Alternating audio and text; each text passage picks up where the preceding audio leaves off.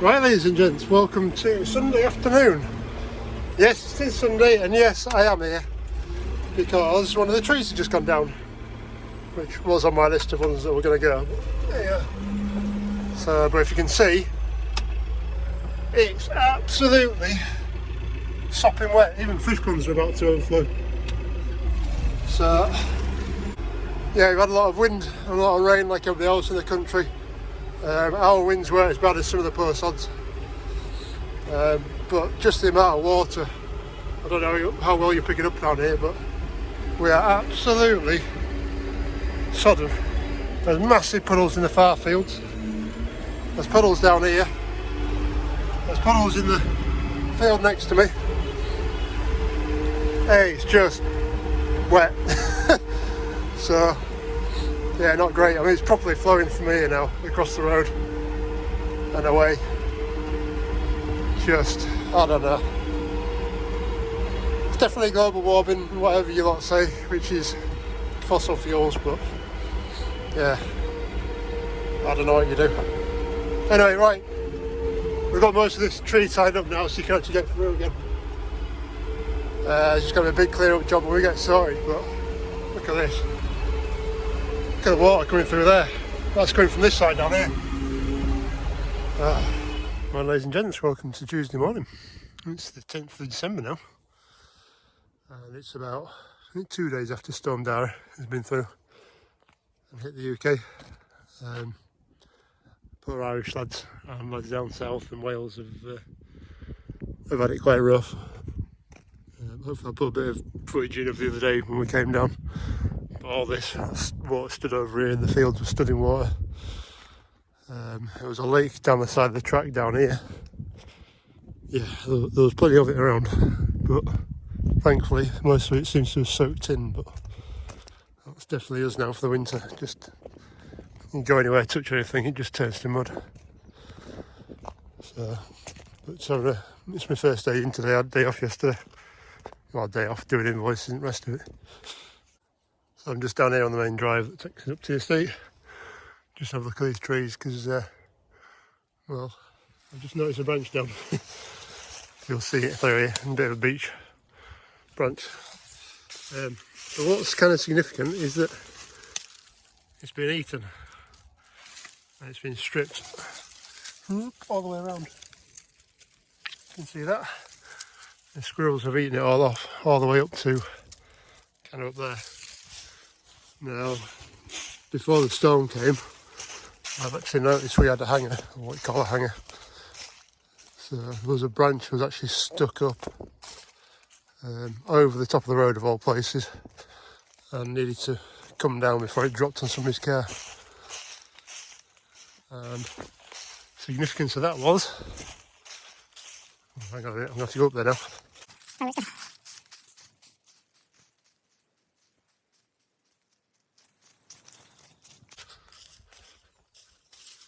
So the significance of this one coming off is that's been chewed as well.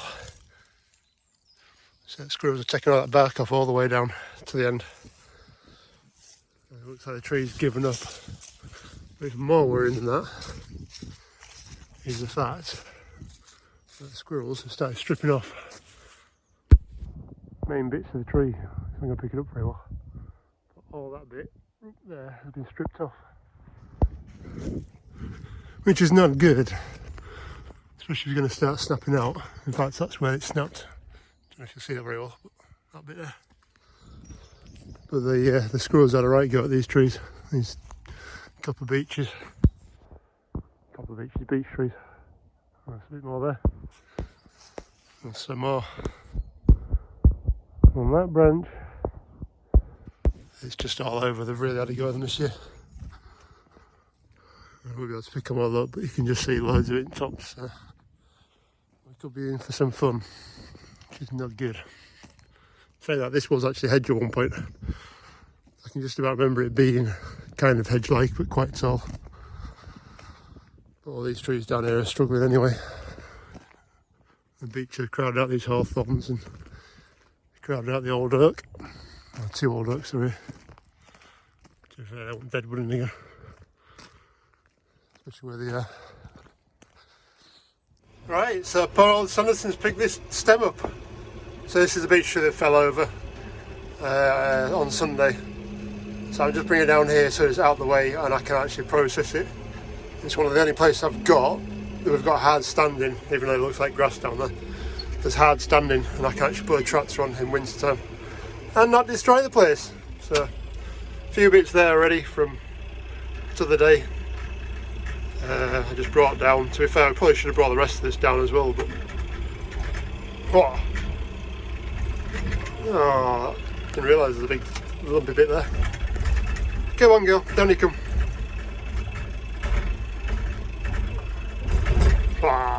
Tell you what, this old girl's got some grunt behind her.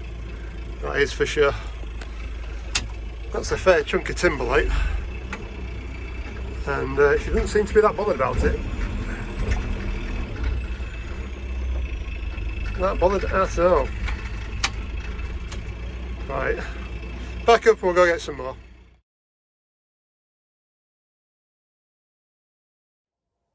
Morning, ladies and gents, welcome to Wednesday morning.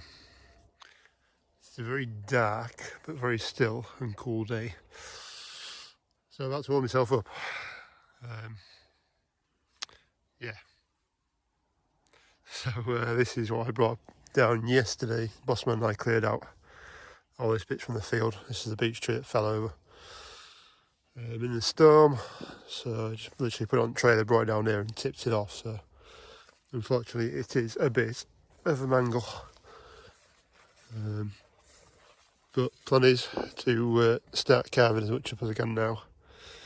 Get it into metre long billets as much as I can.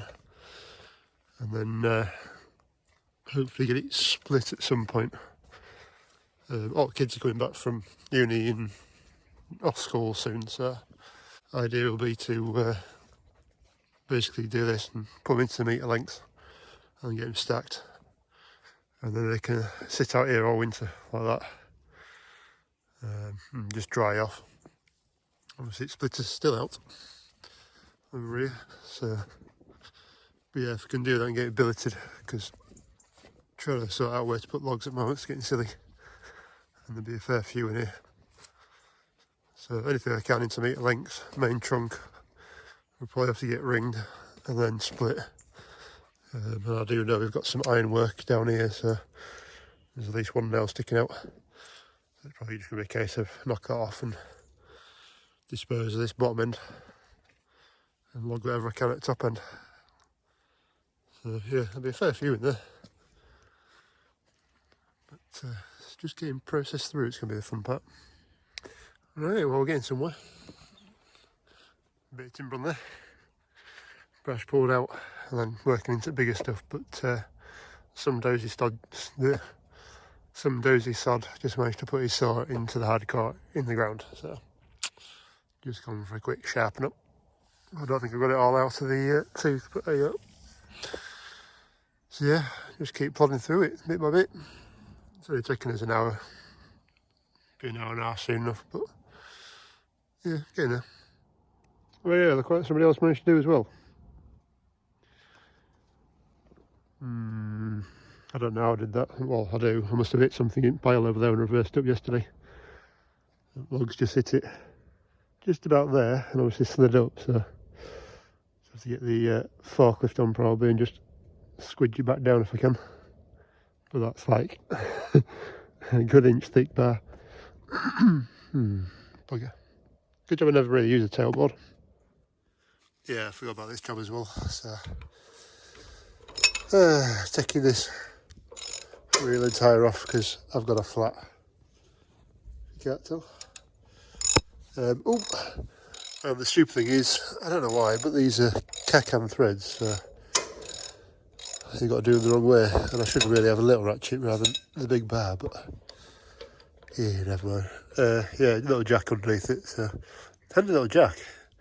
So it's got a little foot on it, so you can just pry stuff up a little bit and then stick the foot under it and lift, or it's got a chunk at the top you can lift like an ordinary jack, and then it'll actually, we'll do it, yeah, turn, so you can actually swivel it as well, so it's quite good. A mate of mine sold it to us. In fact, it's a lad with a drone. So I suppose I better explain a little bit as well with drone. Bit of a backstory. My mate used it. It was engineering and needed it for a job. So it was cheaper to buy a drone and have it next day than it was having somebody come in to do the job. And obviously he gets to see what he wants to see rather than what somebody else wants to see. So he did that job and then never used it again. So before Christmas, got a phone call off him saying, "Do you want it?" And I said, "Thank you very much." So the first unofficial Patreons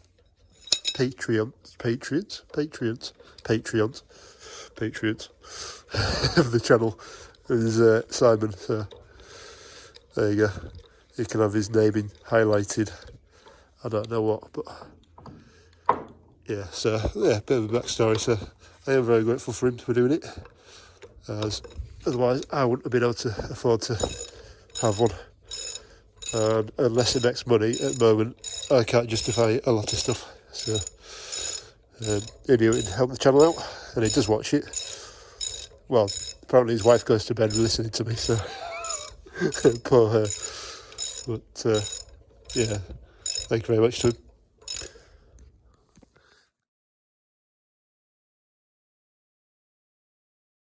Well, I guess I better show you this as well. So this is the hay barn, funnily enough. We had hay stacked up there and all the way out this way.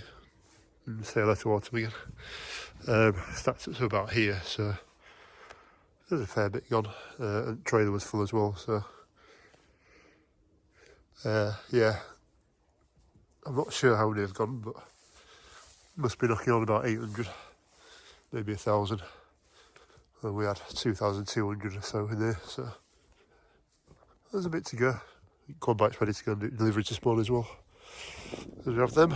But until I get my friendly helper, I was just going to take this tyre off and get it changed out or do something with it because it's kind of flat.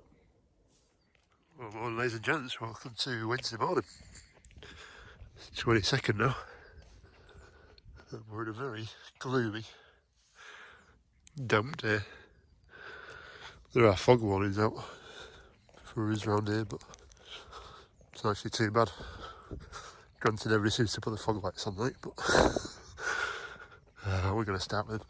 Anyway, so I'm just going down here to have a look at mole traps. And see if I've got anything. I'll just check the ones up on the estate. There's nothing there, unfortunately. Definitely crafted these ones this year. So anyway, got a couple of jobs to try and get done today, and I'll show you that when we get back up top. Right, so back with 698, and the problem we've got now with her is, drop the other torch, see which oil there is coming out and down here, right round, and all over the engine block.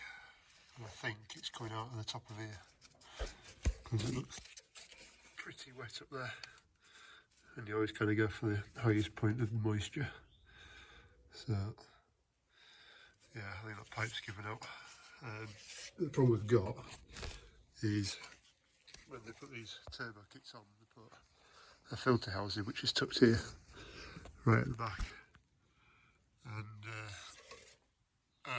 I had a word with my parts man, and he's had a word with his filter man, and they can't seem to find that filter that's in there. It's like an old school paper with the holes on the outside, the round holes on the outside, the paper on the outside, if you know what I mean. If you know what I mean, you know what I mean. So if we can't get a filter for that, there's no point being in there. And as this is like first generation turbos, the plan is to take that end off there, run that pipe, which is the infeed on the high pressure side, straight up into here, and just have a link from the bottom of the engine to there, and just run it straight through because it is filtered anyway by the engine filter, and the engine oil filter, which is down under here. You can just see there. So yeah, with these turbos you can actually split them in half, I think. So I'm hoping if I'm doing that, undo a couple of air pipes, probably that one up there, and hopefully leave this and pull it all out. Can't actually get to that because I've got no spanners that will fit into that gap. I don't even think a crow's foot will get in there either, so yeah, today's job. So there might be a bit of jumping about because trying to film with oily hands on my phone isn't going to be very easy, so yeah, get started on that. Right, before we gloves go back on, I suppose I'll do an update. We've got air intake pipe off and then the high pressure pipe off, and that's about it. Got that off. Can't slip it over though because, well, that's in the way. And that's about it. I can't get it loose at the moment. The pipe down there that the light's on should be a flexible pipe, but it is rock hard. And I'm struggling to get that off. And if I do break it, I've got to go all the way down, bottom there to the front of the engine, basically. You can see how, well, you can maybe not see very well on camera, but it's actually quite tight just there at the back of the injector rail, so I can't see why that would be a high pressure pipe, so it should be flexible. It's cold. It's cold, but yeah. Yeah, we'll keep trying to work away. Oh, I can't get that big nut there off either. Can't get a spanner in the back, and it's like a 34, so I ain't got a 34 spanner. They just wouldn't really fit in, so yeah, we're doing well. Doing well. Right, well, I feel a bit stupid now, but such is life. So basically, I had a go at trying to undo these ones, because I thought, bugger it, I'm just going to take all this out and be done with it. And then probably cut that pipe off down there that I can't slide off. I'd just be new, so went onto that side and took all that off. I thought, oh, I'll just put a spanner on the centre. Well, I've now actually put the pipe on, but there's this is a female end on here, and it needs to be a female into the turbo, so there's actually an adapter that's a male to male. So I just put a spanner on there and turned it, and the damn thing came undone. I didn't do that the other day. It's ridiculous. Anyway, yeah. So all this extra work of taking all these pipes off and stuff wasn't really needed, but you can see in there very well. So I've just put two new copper washers into there. And yeah, that's a bit annoying. So I'm taking both pipes off the filter housing off both sides of it. The one that was actually leaking, the original one that was in there, was the one to the far side from the exit of the filter housing.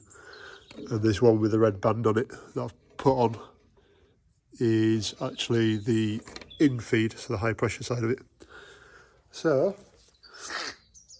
yeah, what a pain in the ass that was. But anyway, you live and learn, don't you? To be fair, it's nearly lunchtime now, but my mate came up to have a look at some trees for us out here. So we've just been bugging around with that for a couple of hours anyway, so it really took me, well, probably messed around with this for like an hour, and it was only like 10 minutes to undo those clamps anyway, so. But yeah, I just need to nip this back down again. It's tightening down, so that's good. Just get a spanner on there a bit easier now and nip it up. Do that jubilee back up. Make sure that was tight. And then as I say, intake and high pressure side of the air to go in. And that's about it. I'll have to really drain off the fuel filter as well that's in the engine filter that's in the engine oil filter that's in there. Then yeah, so them bolts were tight, and I don't know what size they are because a 16 don't fit it, and then a 7/11 or whatever the weird numbers, old school stuff is, didn't fit either. So I say this is from 80s, this tractor, so a lot of it's actually imperial with a bit of metric thrown in as well. But yeah, I've routed that pipe as well away from turbo, which is obviously the hottest bit. It goes around the back of the turbo and up, so it's just the right length nicely. Stupid there.